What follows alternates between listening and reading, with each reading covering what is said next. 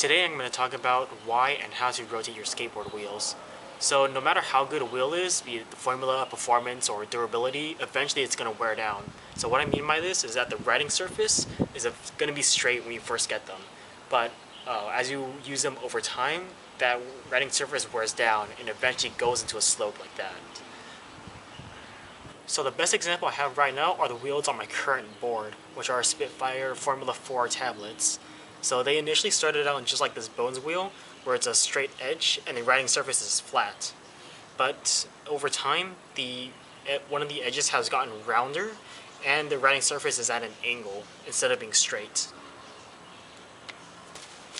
This can cause some issues when you're riding your board with these kind of wheels. First one being stability.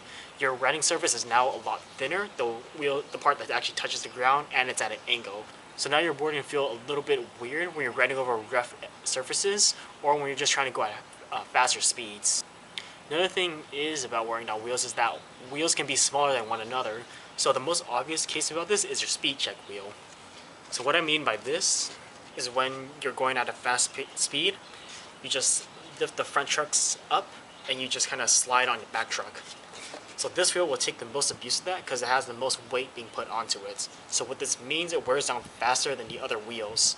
So all three of your other wheels could be, let's say 50 millimeters, but your speed check wheel can be 48 millimeters. Now the board feels like it's uneven because of the smaller wheel, and it feels like your board is at an angle. And this can cause some issues with how the board feels, how it rides, acceleration, and maybe even your pop feel since you're at an angle now. One of the bigger benefits is that your wheel's going to last longer when you rotate them, simply just like that.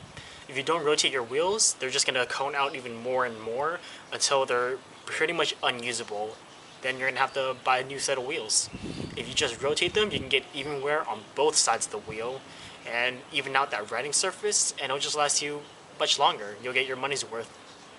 Alright, so for rotating your wheels, so what most people will do is they'll just simply take the wheel and flip it over to the other side, just like that. And it will work for wearing down the riding surface so it's more even, but problem is you're not ensuring even wear across all of the wheels. So if one wheel is smaller than the other, and you don't change the position of that wheel, it's going to get smaller and smaller than the other wheels. And in the end, you'll have to buy new wheels faster. So the best way to do this is to simply switch the wheel positions.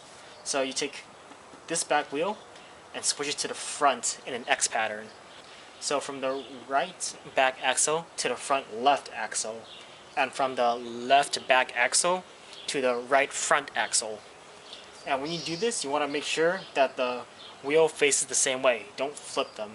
So for this wheel that's on the right back axle, I have the graphic facing in. But then as I rotate them, the graphic now faces out. And it's just like that. And you do the same exact thing to these two wheels. So you should really only rotate your wheels when you start noticing that wear, when it's a lot more visible.